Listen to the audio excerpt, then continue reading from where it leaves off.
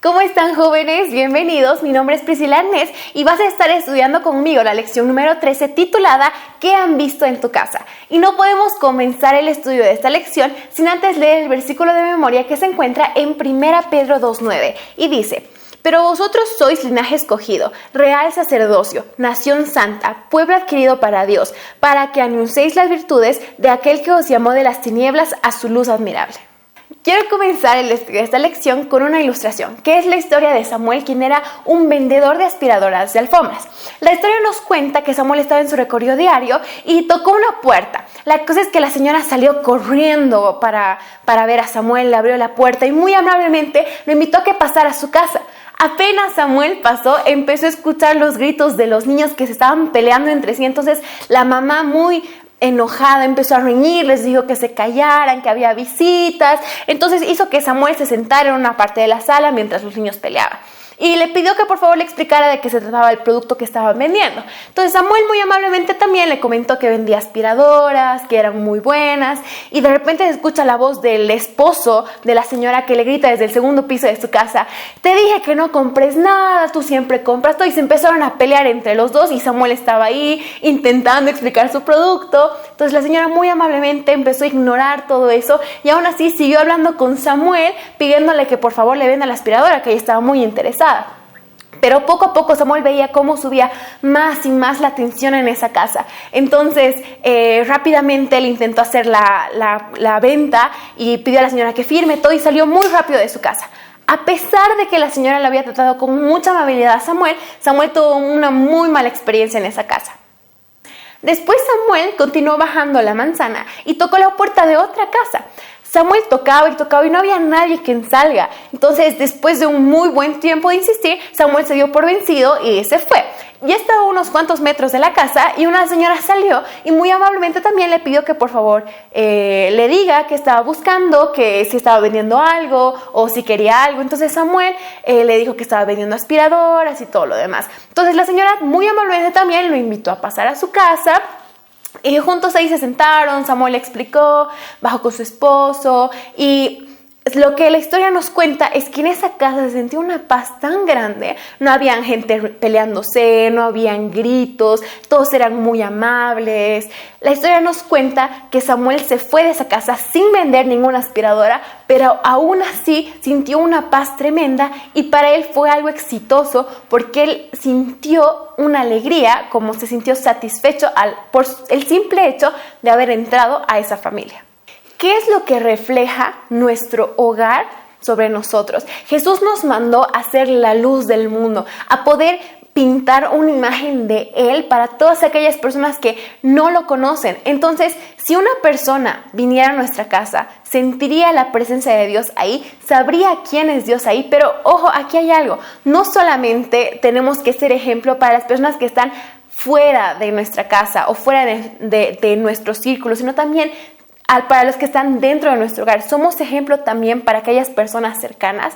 Algo que la lección nos explica que es muy interesante, que realmente a mí me pareció muy atractivo, es que es más fácil ser ejemplo para aquellas personas que no conocen de Dios, porque tú eres consciente de que eres ejemplo. Pero cuando se trata de personas cercanas, de nuestros amigos, de nuestras familias, hermanos, madres, primos, es más complicado. ¿Por qué? Porque tratar mal a una persona que es cercana tuya es más fácil, quizás porque le tengas más confianza o quizás porque, no sé, con esa persona tú crees que te puedes expresar mejor, pero lo que nos explica la lección es que tenemos que ser ejemplo tanto dentro como fuera de la casa. Entonces aquí otra vez vuelve la pregunta: ¿eres ejemplo para todas esas personas? Y cuando las personas externas entran a tu casa, ven esa unión que debería haber en tu familia, sienten la presencia de Dios ahí.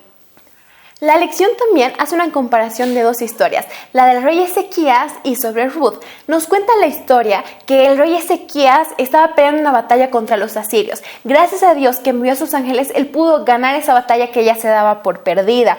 Entonces, tiempo después, el rey Ezequías enfermó de muerte, pero en ese lapso de tiempo, mucha gente fue a glorificar a Dios por la victoria de la batalla y también le dio mucho oro al rey Ezequías. Milagrosamente, gracias a Dios, el rey Ezequías también pudo curarse de la enfermedad que tenía. Entonces Ezequías había sido muy bendecido, ya que Dios le había dado la victoria, le había dado oro y le había dado una buena salud. Entonces, tiempo después, los príncipes de Babilonia fueron y visitaron a Ezequías. Y Ezequías, en vez de hablarles sobre lo que Dios había hecho en su vida, fue y les mostró todas las riquezas que él tenía. Incluso la lección es clara, y la Biblia también, cuando dice: ninguna cosa hay en mis tesoros que no les haya mostrado. Ahora, lo interesante aquí es que después de esto vino el profeta Isaías y reprendió a Ezequías, porque él, en vez de hablarles de Dios, en vez de decirles lo grande que Dios había sido con él, lo bueno que Dios había sido con él, les mostró todo lo que tenía, como que diciendo: yo soy mejor que ustedes, yo tengo más que ustedes. Entonces la historia nos cuenta que tiempo después Ezequías murió.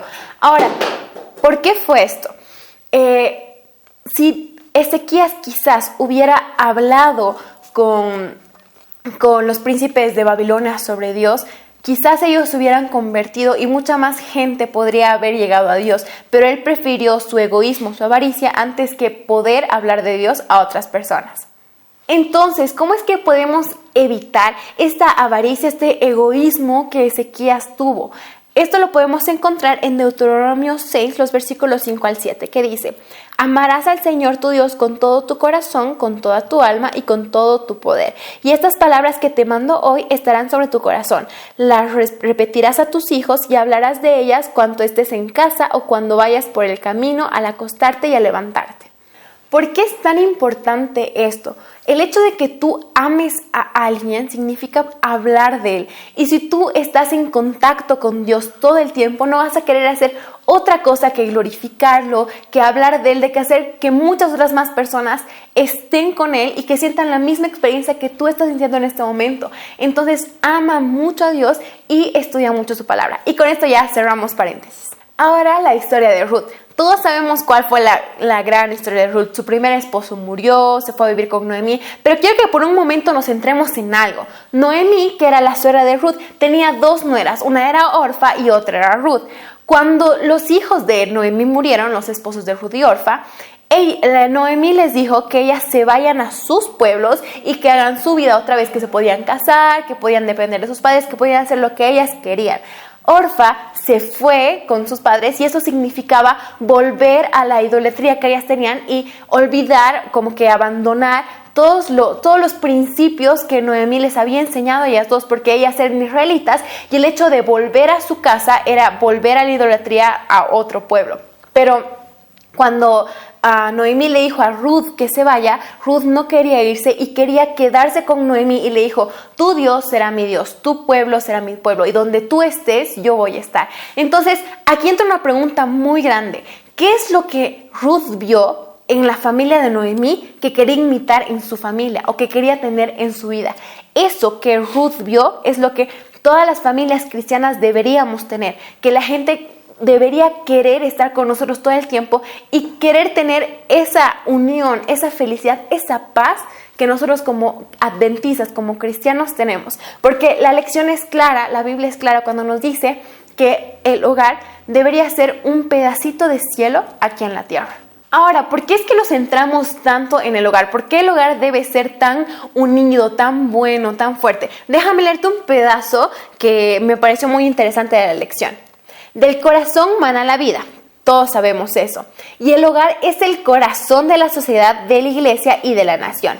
El bienestar de la sociedad, el buen éxito de la iglesia y la prosperidad de la nación dependen de la influencia del hogar.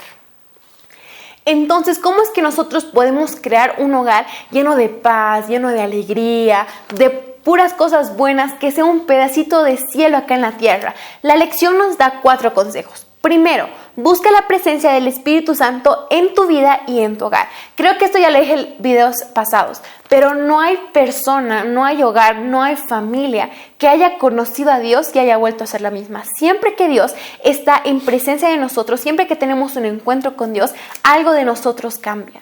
Segundo, practica la humildad. Sé que muchas veces el hecho de tener conflictos, el hecho de tener peleas es complicado porque no hay quien ceda, pero si nosotros somos humildes y sabemos reconocer nuestros errores, estos conflictos, esas peleas van a ir disipándose y vamos a dar lugar a que Dios entre en nuestras casas. El tercer consejo, recuerda que el amor es un compromiso, no un sentimiento. Este punto me pareció muy interesante porque nosotros, por lo menos esta generación, cree que el amor es pasajero, que es un sentimiento, que un día te puedo amar y el otro no.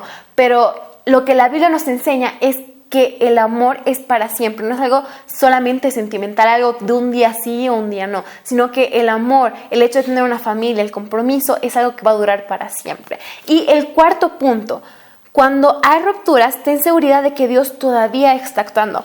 No te asustes, no te exasperes si es que en tu familia hay algún tipo de conflicto, alguna pelea que parece imposible de solucionar. Dios siempre está trabajando en las familias que lo buscan. Y si tú pides ayuda a Él va a trabajar en ti, en tu familia y en todo tu hogar. Y bueno, chicos, esta fue la lección para esta semana. Espero que realmente les haya servido de mucho. Si es que tienen alguna duda o alguna pregunta, les invito a que vayan este sábado a la iglesia adventista más cercana a su domicilio porque los vamos a estar esperando. Y el reto para esta semana es muy sencillo. Quiero que ores, pero tienes que orar todos los días por tu familia, para que Dios pueda estar en medio de ustedes y que pueda realmente tocar el corazón de cada uno de nosotros y cambiarnos, para que así nosotros podamos ser un ejemplo tanto fuera de nuestro hogar como dentro de nuestro hogar. Y conmigo hasta la próxima semana. ¡Chao!